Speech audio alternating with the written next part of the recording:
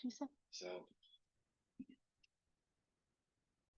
Welcome to the ARO seminar series centered around the topic of music perception. Today, we are delighted to have Dr. Ray Goldsworthy as our speaker. My name is Ruth Latovsky, and I will be your moderator for today's webinar. Before starting today, during the presentation, if you have any questions, please use the chat function directed at me as the moderator to avoid interrupting the presenter. And then any questions that we have time for will be addressed at the end of the seminar. Otherwise, if you have questions that were not addressed by the presenter, we could do that in a follow-up email. Closed captioning for this meeting is available for your use, and this session is being recorded and will be made available for additional viewing. If you're having technical difficulties, please email headquarters@aro.org for assistance. We have members of our organization who are going to put the email in the chat so you don't have to remember it. And so let me start with a little bit of background about Dr. Ray Goldsworthy. He received his Bachelor's of Science in Physics from the University of Kentucky in 1997 and his PhD in Health Sciences and Technology from Harvard University and the Massachusetts Institute of Technology in 2005. After completing his doctoral studies, Ray led development teams at Sensometrics Corporation to design signal processing strategies for cochlear implants and hearing aids, and to provide rehabilitation software to help people with hearing loss make the most of their hearing. Ray joined the University of Southern California as an associate professor of otolaryngology in January of 2014.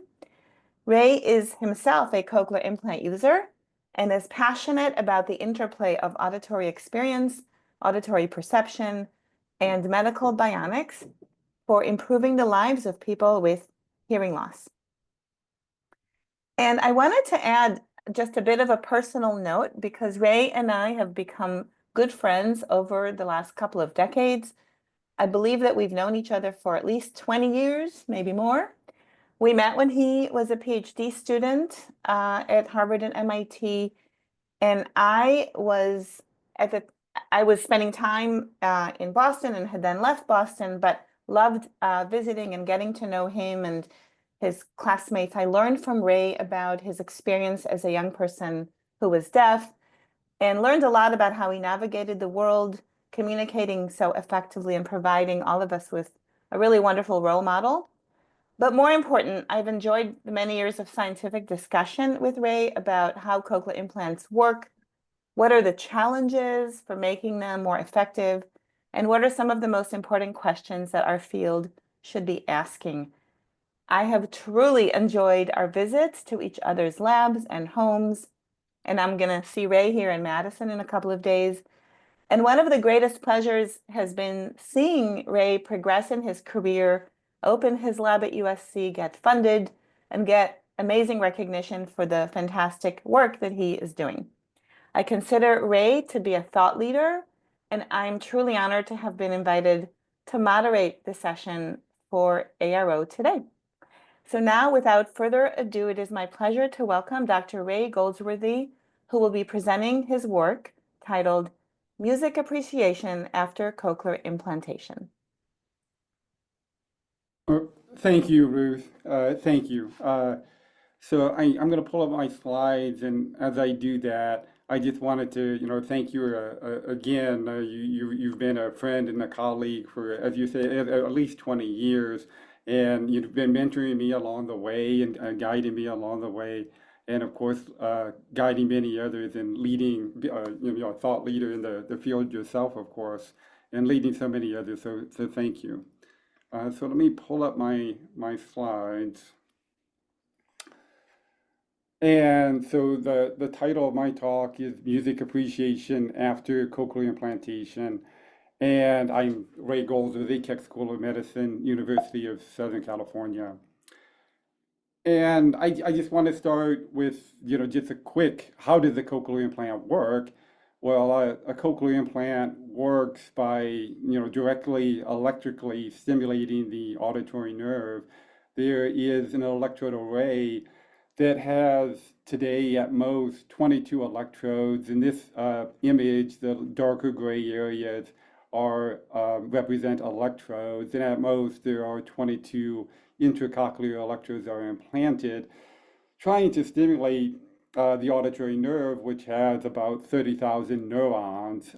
So there's a loss of resolution there. But the basic components, there's usually a behind the ear processor. There are totally implantable cochlear implants that are being developed, but by and large, there's usually a behind the ear unit that has a microphone that picks up the sound, takes it to a computer chip. And at that point, for me, that's where the magic occurs. How do you take sound and turn it into an electrical stimulation pattern? But whatever magic goes on that computer chip, the information is sent across the skin and skull down to the electrode array, which is directly stimulating the auditory nerve.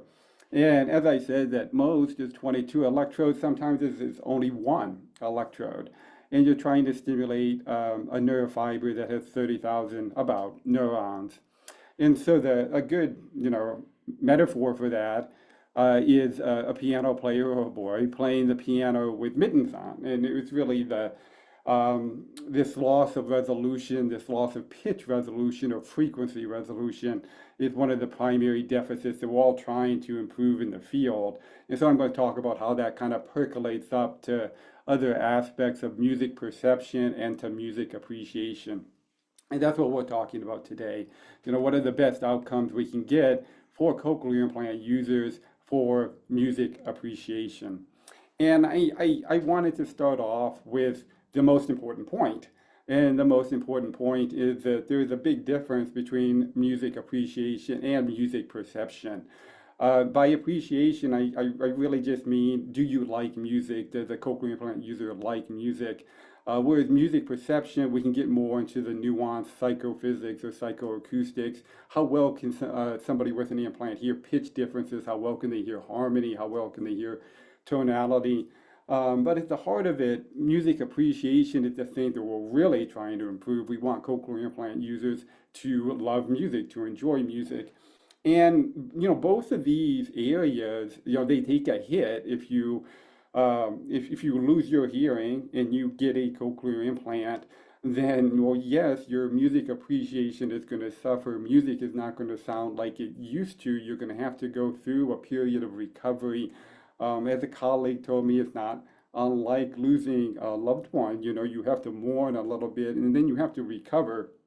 And so definitely music appreciation takes a hit after losing your hearing and getting a cochlear implant. Of course, if you're born deaf and the cochlear implant experience, your cochlear implant hearing is all you ever know, then that's a different scenario altogether. And then music perception, there are deficits that I'll go into. But on the music appreciation side, before I go any further, I want to say that, as a cochlear implant user having the implant for, 36 years now, for 36 years, I say my music appreciation is better than normal. And so if you want to argue about that, we could argue about that. But my music appreciation is very high. If you look at how much music I listen to, how much I talk about it, my whole research career, my music appreciation is very high. And we need that. We need to have sky's the limit kind of philosophy for people getting a cochlear implant. So I wanted to make that point up front.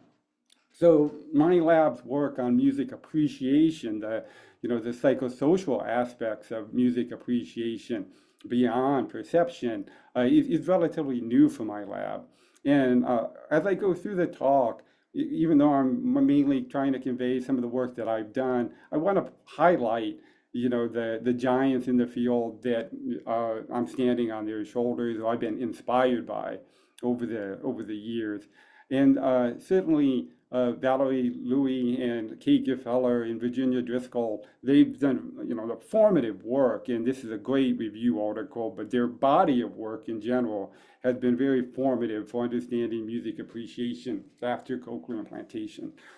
I also want to say that my early exposure to psychology was heavily influenced by Abraham Maslow in trying to, reformulate psychology not as the treatment of diseases, but as in terms of human flourishing. And in particular, his hierarchy of needs, saying that, if we really want to focus on the psychology of self-actualization, you becoming the best you that you could possibly be, then we need to build up on that. We need to satisfy physiological needs, of course, air, water, food, shelter, etc. Safety needs, personal security, employment and resources, etc. Love and belonging, that friendship, intimacy, and family. And I mention all this because when we look at music appreciation after somebody gets a cochlear implant in my lab, we're often entering at this middle layer right here. We're really trying to build a sense of community for the cochlear implant users so that they can work through this difficult period together.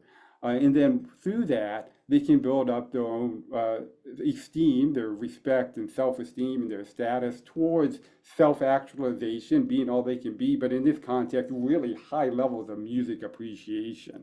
And so that's kind of like one of the lenses that I view this challenge. And so I want to start off with looking at the psychosocial factors and how the other elements kind of build up upon that. And so the first thing I really want to emphasize for the psychosocial factors is that we have a cochlear implant music hour, which meets usually once a week, every other week during the summer. And it's a Zoom meeting that we have for cochlear implant users where we bring in a guest musician to play for them so that we can talk about their experiences. And we sometimes bring in guest scientists, or if you're a musician and or a scientist that wants to join the music hour, please do. We've been doing the music hour since the beginning of the pandemic, and I'm still operating with the pandemic being kind of like a pandemic time. I don't quite remember when it was, but it feels like about 5 years ago or so. And we're about to celebrate our 200th music hour. So we've had about 200 of these meetings, and we've touched the lives of more than 200 cochlear implant users through this process. And then we have in-person music workshops because, of course, the in-person aspect of music making adds a lot to the experience. We conduct surveys of musical sophistication and engagement, and then we conduct semi-structured interviews with cochlear implant users about the challenges and their solution that they embrace to solve those challenges. And so I just want to talk about this aspect a little bit more before diving into perception. And so another lens that we use, that we adopt from positive psychology, is the PERMA model developed by Martin Seligman in his book on flourishing.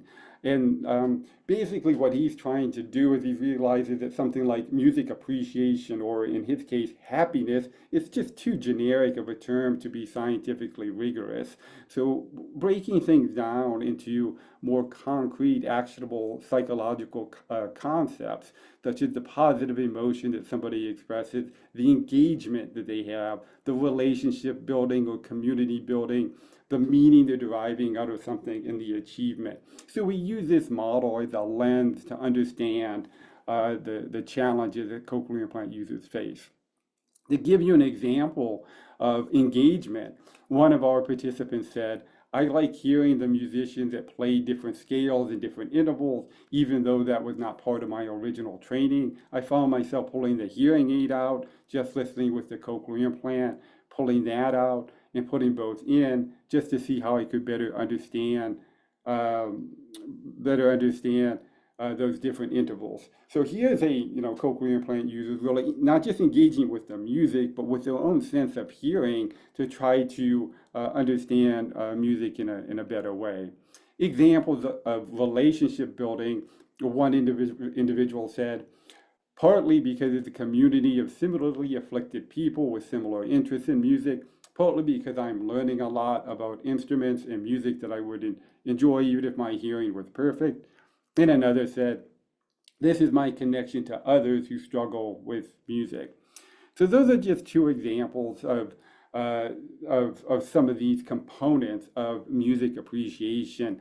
And I'm going to point you to a nice article by my co-authors and I in the International Journal of Community Music that summarizes this, which is the CI Music Hour, building community and promoting well-being through music appreciation. And so now I'm gonna turn more to perception. My lab has done a lot more work over the decades on perception. And again, we're just starting to dive into the psychosocial factors. So I'm going to turn now to more perception. How well can you hear music?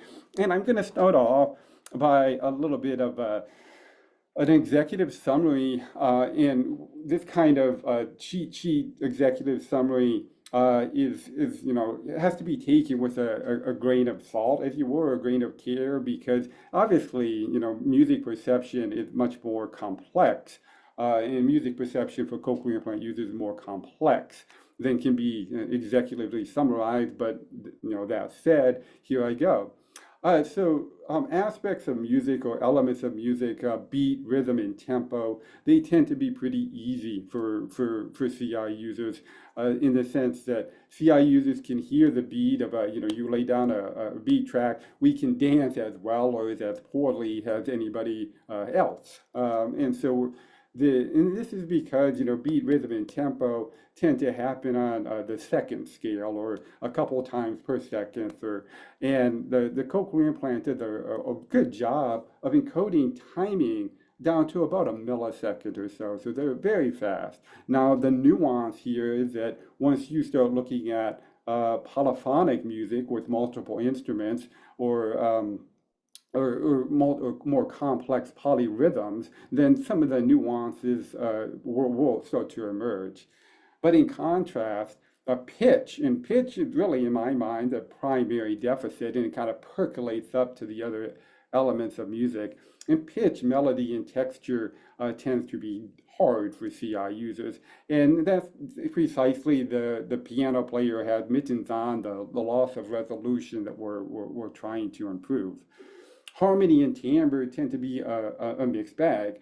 Harmony, there are many notes, published notes of cochlear implant users who can tune a guitar when they're playing two strings at a time because they can hear the beating between the two strings. And I'm going to show you data on harmony perception where many other CI users with great outcomes hear aspects of harmony like their normal hearing peers, but there's also an aspect of harmony that depends on the more fine resolution of the spectrum, and that is missing in CI users. And then timbre also seems to be a little bit of a mixed bag because one aspect of timbre being how you would hear the difference between two different musical instruments, say a violin and a xylophone, if they were playing the same note, they have the same pitch and same loudness. And one aspect of that is the temporal envelope, the attack and the release time. A xylophone has a very sharp attack and a sharp release, whereas a bowed violin will be sustained. That comes through a CI pretty well. It's well encoded and well heard. Whereas other aspects, sort of the subtle roll-off of the harmonic structure between different instruments, that's going back to spectral resolution, and that tends to be more difficult for CI users. And then in my lab, we're starting to focus on tonality as being somewhat of a holy grail, and I'm going to unpack what I mean by tonality as I go and show you some evidence on what I mean. But to start things off, I primarily mean the difference between a major and a minor key, or major or minor mode in music. And traditionally in Western music, a major key is more associated with peaceful or pleasant music, whereas a minor key would be more sad, has a sad tint to it. And I'm going to present evidence that cochlear implant users simply can't hear that, so it's a nice target for trying to restore that for CI users. Okay. So now I'm going to go into pitch a good bit, and I want to highlight my PhD advisor, Louis Breda, as being the inspiration for me diving into psychoacoustics. And so getting back to here, pitch, again, 22 electrodes at most to stimulate 30,000 neurons. The piano player has mittens on, primary deficit.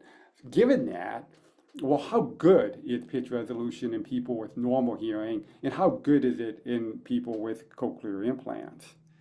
And so I'm going to try to give you an idea of how good it is for pure tones. So you can look at this with pure tones, complex tones, piano notes, many different ways. But I want to start off as a nice basis, pure tone frequency discrimination.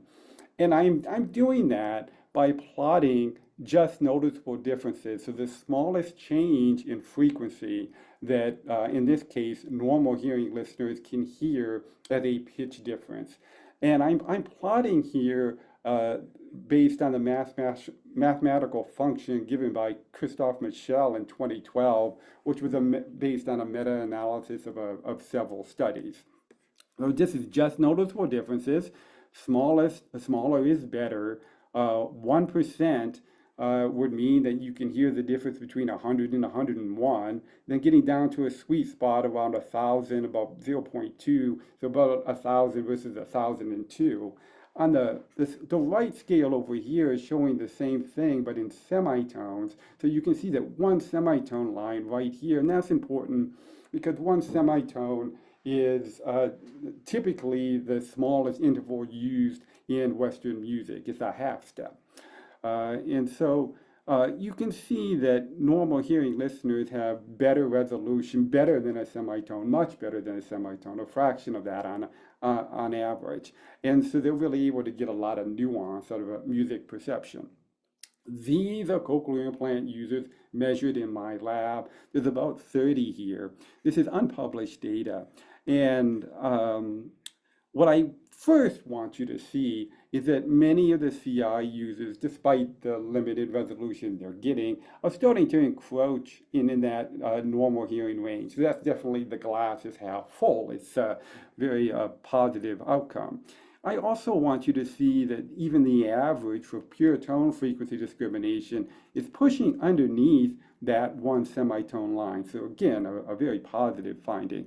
But then, of course, with all cochlear implant results, there's a wide distribution of outcomes, with many CI users requiring 4 semitones or more to be able to discriminate the frequency difference. I also want you to see that the low frequencies tend to be particularly bad. And I think that's important because in my lab, we were constantly making the argument that the stimulation timing coming out of a cochlear implant. I mentioned before that, beat perception is really good because that's like on a second scale. Cochlear implants are good down to a millisecond. And even though they're good down to a millisecond, you can actually control cochlear implant stimulation down to microseconds. And I think there's a lot of room for clinical processors to improve timing of stimulation. And I think that's important because they can get to these low frequencies, we can give more information using stimulation timing. But this is the lay of the land. This is how good pure tone frequency discrimination is for cochlear implants. And then, well, how do we make that better? If that's the basis function, how do we make it better? So let's take a quick look or a quick reminder about, well, how is frequency encoded in normal hearing? How are pure tones encoded in normal hearing? In normal hearing, frequency is encoded by both the tonotopic place of excitation, that is what neurons are getting excited, and also by the synchronous firing of the auditory nerve. So there's a place code, which neurons are getting excited, but there's a rate code because the neurons are phase locking to the incoming sound. So there's 2 pieces of information.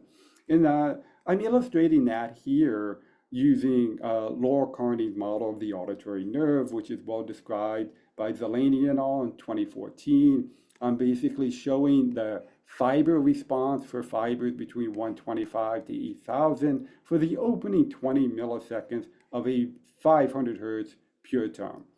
All I want you to see that when we go from this to an 1,000 hertz tone is that the place of excitation changes. Of course it does. That's tonotopy, hallmark of the auditory system. And but I also want you to see that the rate changes. The synchronous firing rate changes. The phase-locked firing rate of the auditory nerve changes. Of course, for 1,000 hertz, it doubles up to 1 millisecond between periods, and down here at 500 hertz is 2 milliseconds. So you have those two pieces of information. Now, what limits pitch resolution in cochlear implant users? In cochlear implants, place coding of frequency is limited by the number of electrodes, neural health, and current spread. Now, this is how place coding is limited. And I'm showing that here through a couple slides that I got from Bob Shannon along the way. And so thanks to him. And this is just showing the current spread coming out of an electrode. So just kind of make the point that there's really a wide response from the auditory nerve. So that if you have two nearby electrodes, that they're often going to stimulate the same neurons. And so that's just one of the primary limitations. That's the piano player with mittens on. But in addition to that, most cochlear implants do not use stimulation rate to encode frequency. So that timing information is pretty much discarded. Cochlear implants go down to milliseconds in their precision, but not down to microseconds. And so I can make this point in a similar way by showing you the electrical stimulation pattern, again for a 500 hertz tone and a 1,000 hertz tone. And you see that, oh yeah, the place of stimulation changes, which is trying to take advantage of tonotopy. And so that the place code is changing for these two frequencies, but the stimulation rate does not change. And so if the cochlear implant is set to have a default stimulation rate of 900 pulses per second, then no matter what the frequency or frequency component is of the stimulus, you're going to get stimulated at 900 pulses per second. So it's not using variable stimulation rates as a code for frequency. I want to remember to say that that's not true for all cochlear implants out there right now. Raymond L Corporation has a strategy called fine structure processing, where they are trying to use variable rates to give additional information about the frequency of sounds coming in. So despite these limitations, many cochlear implant users have pitch resolution that's better than a semitone. I showed you that for pure tones. It's also true for complex tones, but pure tones are a little bit better than for CI users. I have some evidence for that. But the point is that many CI users are getting to that better than a semitone in resolution. And I think that's an important point because so many other aspects of music listening can emerge with that. Yet still, the piano player has mittens on. So at this point, I want to make a couple more points that I've found, and I'm going to point you to a couple of papers along the way on pitch before making my way to harmony perception. And so the first point is that cochlear implant users with better pitch resolution, they tend to have better speech reception and noise. And this is summarized in a JARO article looking at the correlations between pitch and phoneme perception in cochlear implant users and their normal hearing peers. And the basic idea is we're measuring pitch discrimination for pure and complex tones. We're measuring consonant and vowel identification in quiet and in three different types of background noise: a stationary speech-shaped noise, kind of like a shh sound, then a notch version of that where there's a spectral notch in the noise, and then a temporally gated version of that, kind of like a sha sha sha sha sha sha, to see how well the listener can listen into the notch or listen into the gated noise to glimpse some of the consonant and vowel information and then identify what they hear.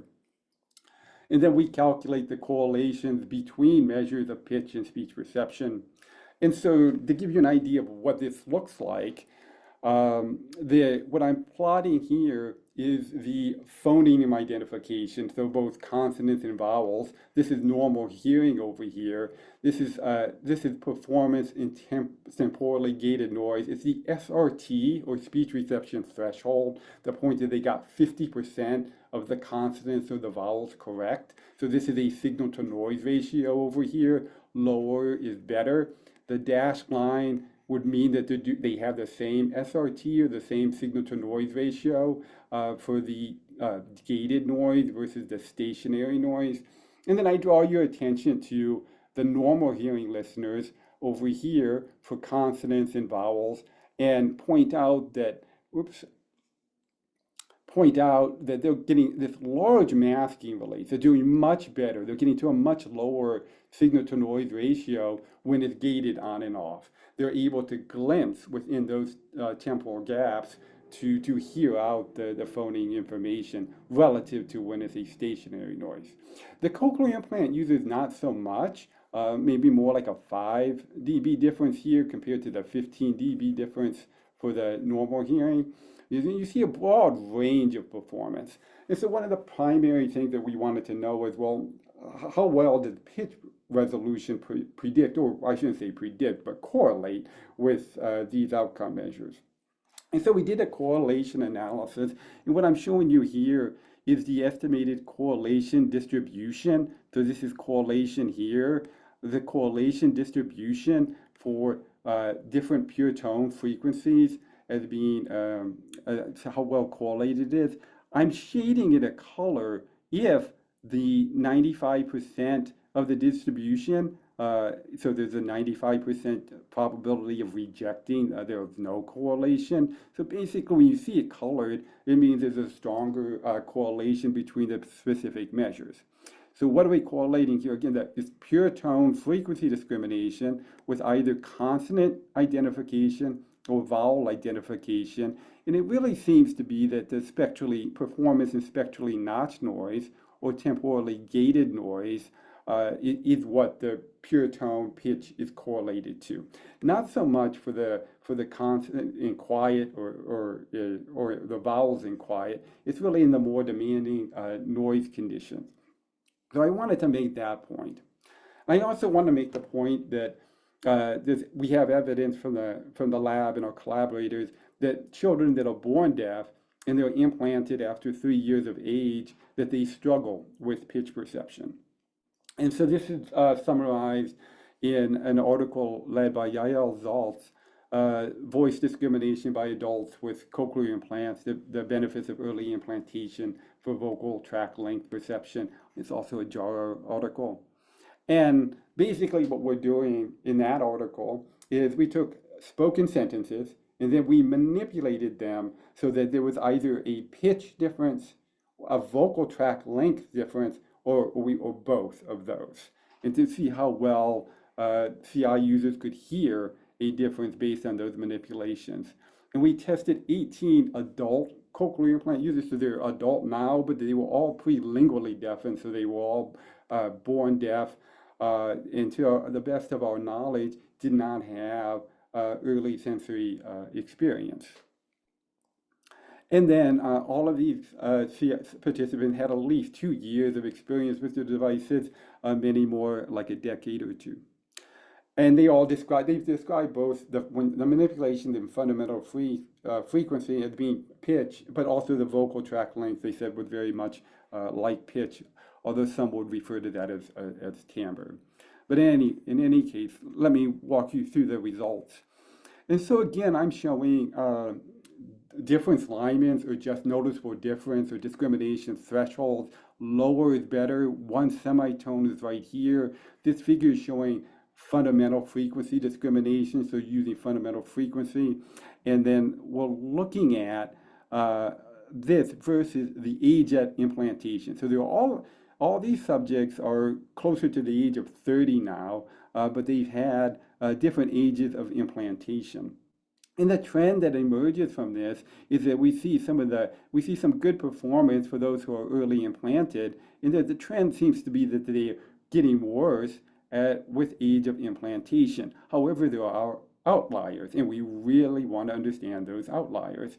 If this individual really was deaf for all this duration and is getting good fundamental frequency discrimination with their implant, now that they've had their implant for years, it's got to be one of two things. One, they either had early sensory experience the first couple of years that they just didn't keep records well enough for us to know that. Or two, it is possible to reestablish good frequency discrimination despite that lack. So it's really important to understand outliers. But in terms of the basic trends, both for fundamental frequency and for vocal tract length, and for the combined use of that, age of implantation is having an effect with better performance for those who are more early implanted. Okay, with that, I want to turn now to harmony perception. And the point I'm trying to make is that there's an aspect of harmony that many cochlear implant users can hear in a way that's just like their peers with normal hearing. And the results that I'm going to show you now were summarized in pleasantness ratings of musical dyads in cochlear implant users reported in Brain Sciences. And this was inspired by work by Emily Spitzer and colleagues in a Frontiers in Neuroscience article. It was a really good, inspiring article getting us moving in this direction. And so I think at this point, I might need to stop sharing my slides and reshare them because I do believe I forgot to press the button to share sound. But let me check. Can you hear that?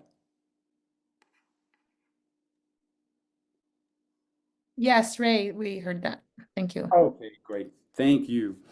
And so what I'm showing you here are harmony ratings or consonance and dissonance ratings. And whenever you play two musical notes together, they're either going to sound well together or they're not, however, if you just define well, but they're going to be consonant or dissonant. And this goes back to Pythagoras, at least, in sort of the perfect ratio of notes. And so this one here is an octave. I'm taking an octave and playing it on top of a A3 or 220 hertz, and it sounds to me, and it may sound to you, very smooth, and we would refer to this as consonant. Whereas if we did the minor second, it's just one semitone above the note, then it's going to sound like this. And that sounds very dissonant to me. I hear that. And it sounds dissonant to many CI users. So if we ask normal hearing listeners, and we did, this is data from the lab, if we ask normal hearing listeners to rate the consonance or dissonance of the note, then they will rate unison really high and major third, perfect fourth, perfect fifth, major sixth, and octave really high in consonance, whereas the minor second and the tritone will be dissonant. And so this is a basic patterning of listening to consonance and dissonance. Now, the cochlear implant users, if you just, at first glance, it looks much more compressed and muted. And so, but on the glass being half full side, they're still rating unison and perfect fourth and perfect fifth and octave to be higher, and they're rating major seventh and minor second, and a little bit on the tritone there to be lower. So it's a little bit muted. But when you see this at a group level, well, there are a lot of individual differences, particularly with cochlear implant users. And so let's look at those individual differences. So to look at those individual differences, what we're going to do is we're going to take every individual's ratings and we're going to see how well correlated it is with this average rating for the normal hearing listener, kind of get an idea of how much the two rating profiles line up with each other. And when we do that, so I'll draw your attention first to the normal hearing listeners. We did this at 3 different frequency ranges, 110, 220, and 440 hertz. And for the normal hearing listeners, they tend to be really tightly clustered and agree in terms of their consonance and dissonance ratings. And then I want to draw your attention to the best CI users. So the best CI users are lining up with that normal hearing average quite well. But then I have to point out the broad range of performance, with some CI users actually rating things in the opposite direction. And so I find this as a very encouraging and promising result because it reinforces that there's an aspect of harmony perception that can be near normal for the best outcome the cochlear implant users. I also take it as a motivation to do more auditory training, auditory rehabilitation to help these individuals hear that consonance and dissonance. In terms of what's going on with the cochlear implant, a lot of this consonance and dissonance is well encoded by the electrical output of a cochlear implant. When two notes are played on top of each other, the harmonic structure can interact and beat, and that produces an envelope beating that is well encoded by a cochlear implant. So I'm hopeful that even the CI users who are on the worst end of things can go through oral rehabilitation to do better over time. So I want to make a note on tonality perception, and in tonality, the point I'm trying to make is that CI users, they cannot hear tonality well enough to perceive emotional intent of music based on musical mode, that is major versus minor modes of music. And this was inspired by work by Amber Dahan and colleagues.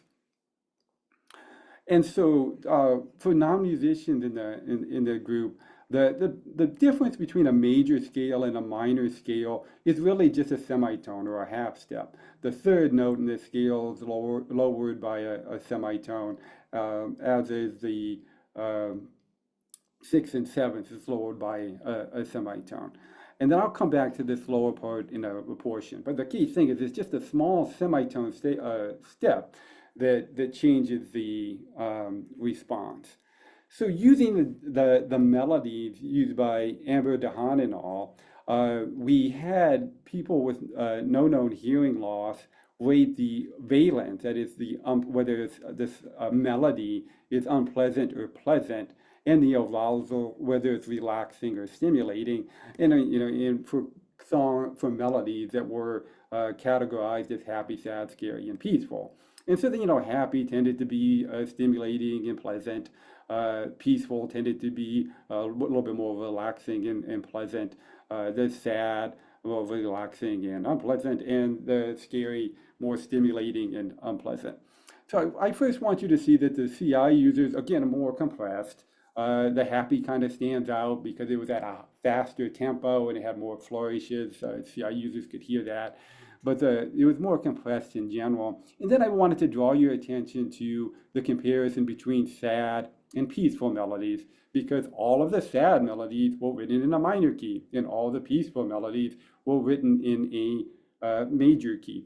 And so we saw that a little bit of difference. And so just looking at this, you might think like, well, they do seem to be getting something out of that major minor difference.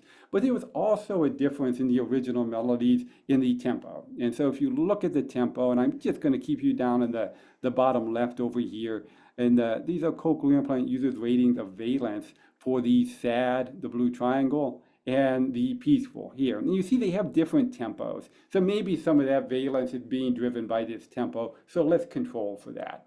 So we controlled for that. And when we controlled for that, we basically redid the melodies to have the same tempo, and then just made small changes in the peaceful ones to transform them to a minor mode. And then conversely, the sad ones, we made small changes to make it from a minor to a major.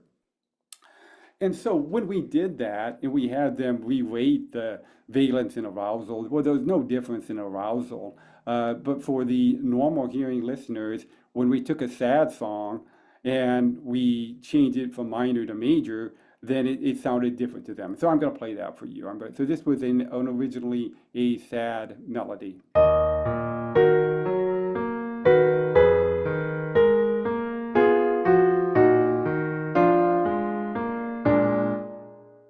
this is modified from minor to major.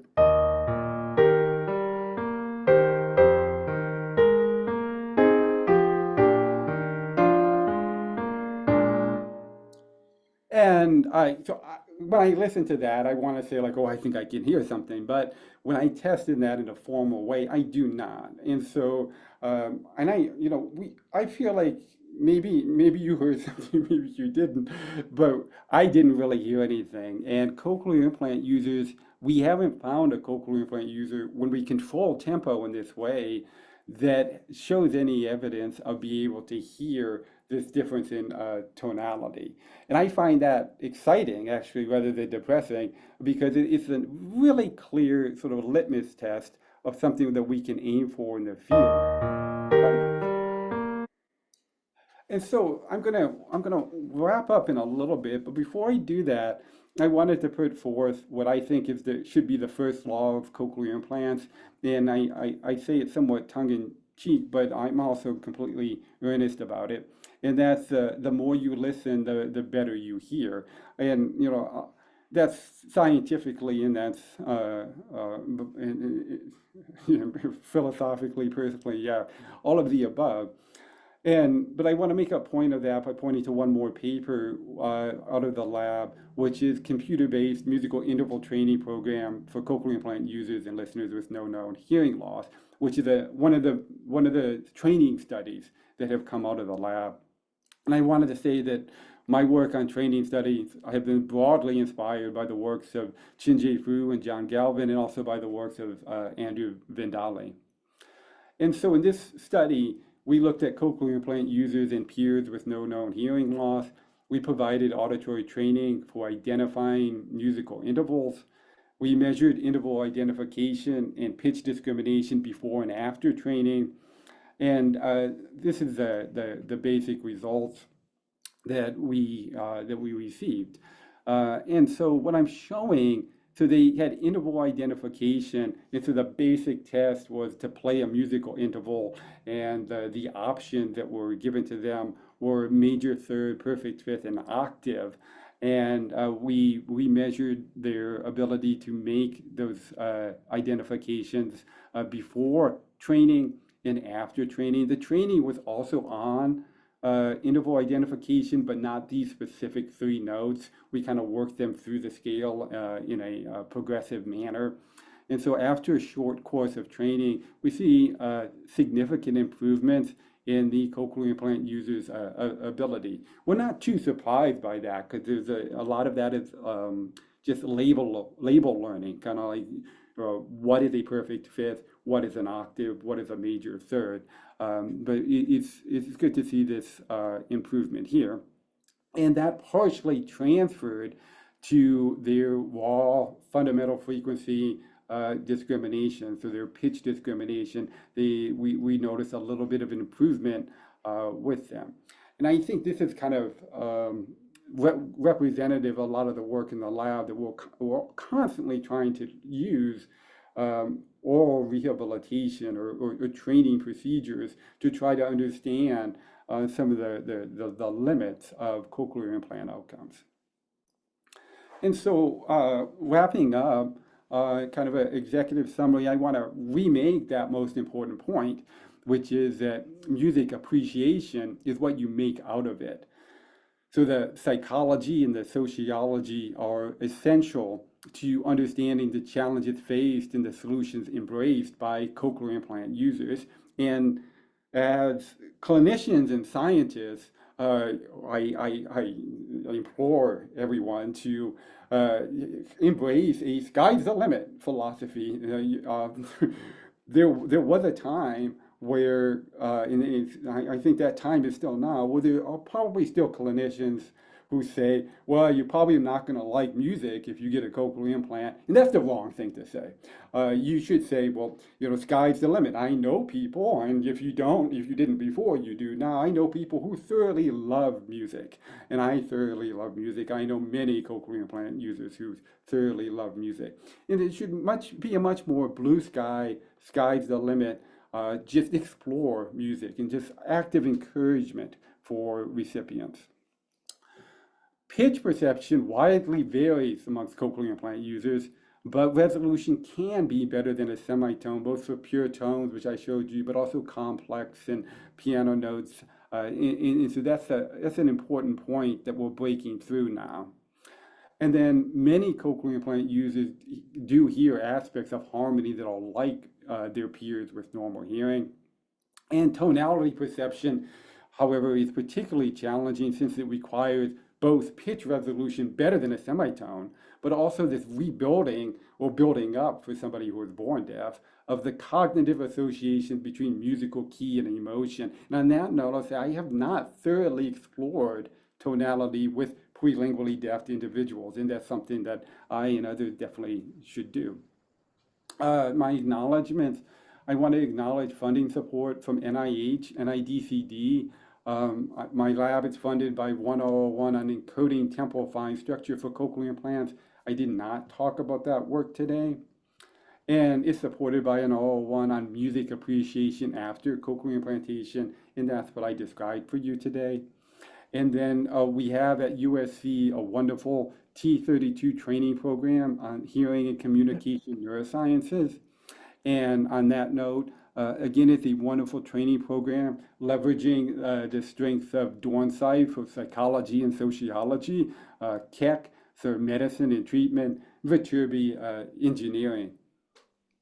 And so if you are interested in doing a PhD or postdoc at USC in the hearing and communication sciences, please send me an email and I'll help connect you. Or if you're just generally interested in this, even if not for a PhD or postdoc, please reach out to me.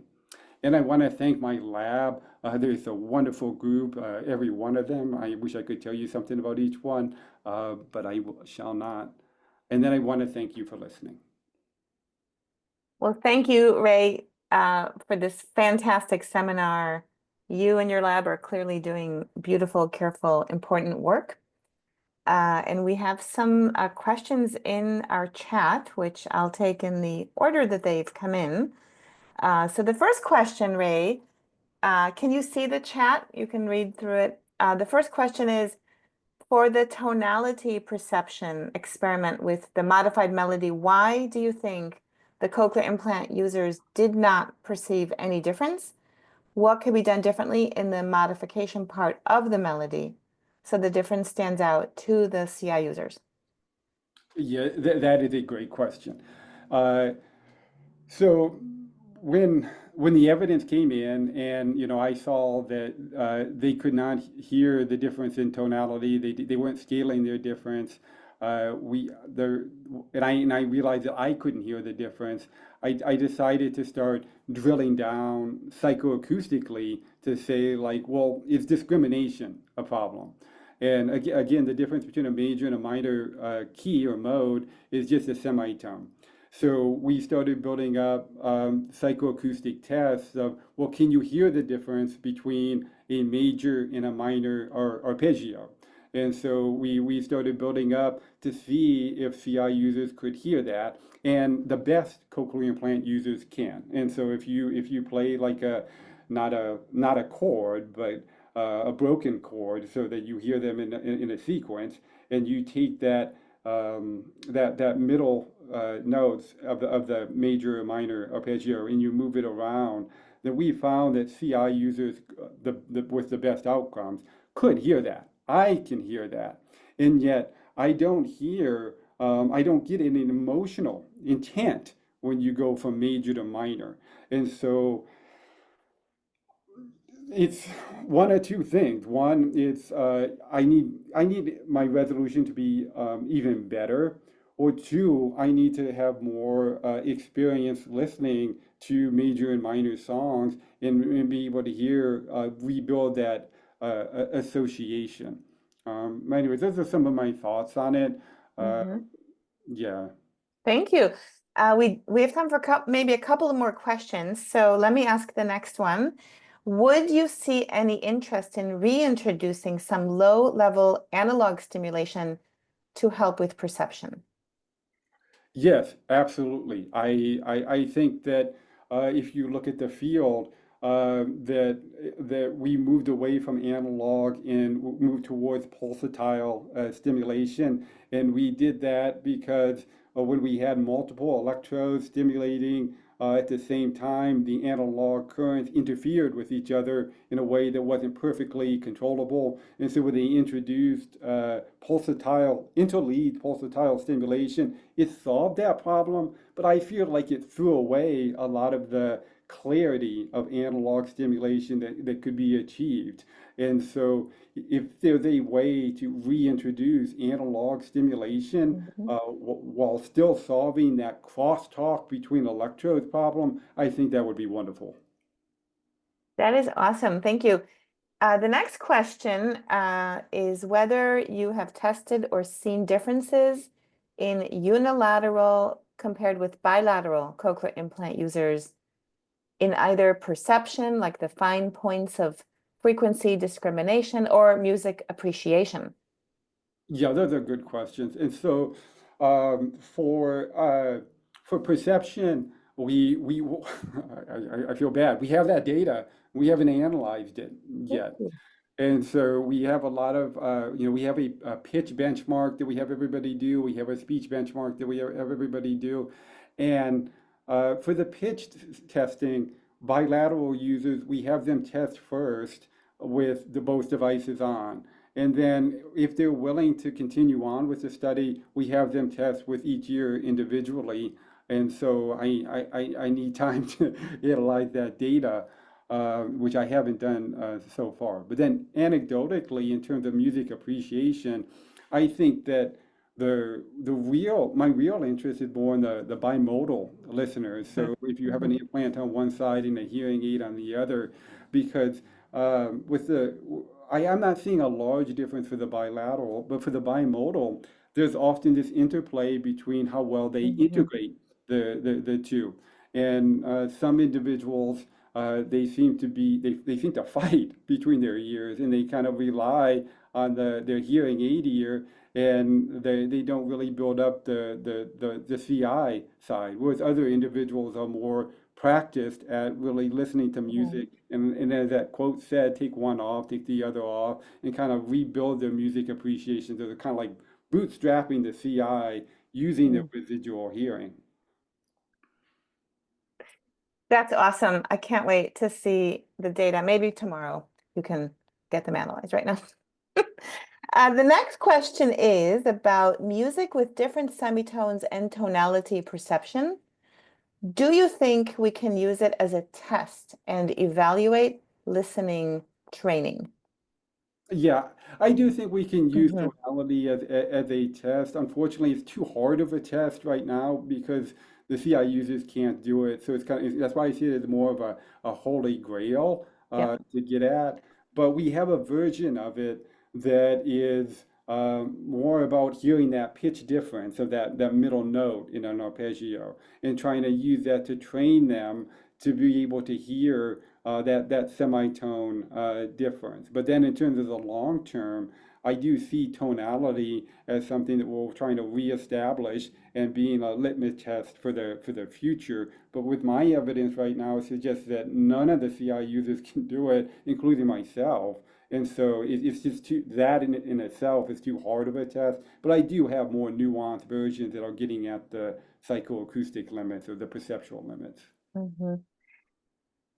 Thank you. I want to say we have a number of additional questions, but I'm going to ask one more, and then I think we'll be out of time, but we can address the rest of the questions by email. And of course, there are many accolades and people who are commenting on how much they've loved your talk.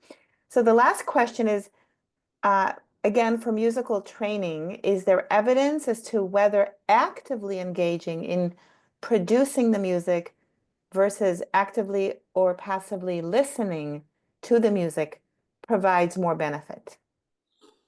Oh, I might have to throw up my hands on that one. Okay. Yeah, I don't know myself. I will say that, we're trying to move more into the active engagement and active producing, and we're trying to move away from some of the more dull psychoacoustic patterning that we do, but even Yeah. though the psychoacoustic gets you, real resolution. But I think I'm going to throw up my hand at that. And that's fine because there's so many more questions to be asked over the years that you'll continue to do your research. So thank you everyone for joining us today to hear Ray Goldsworthy present his work on music appreciation after cochlear implantation. Please join us again for future seminars. Have a great day or evening wherever you are in the world. And thank you, Ray, for a really beautiful seminar. You're doing careful, important work. And I know everyone really enjoyed your seminar. So have a great day, everybody. Thank you.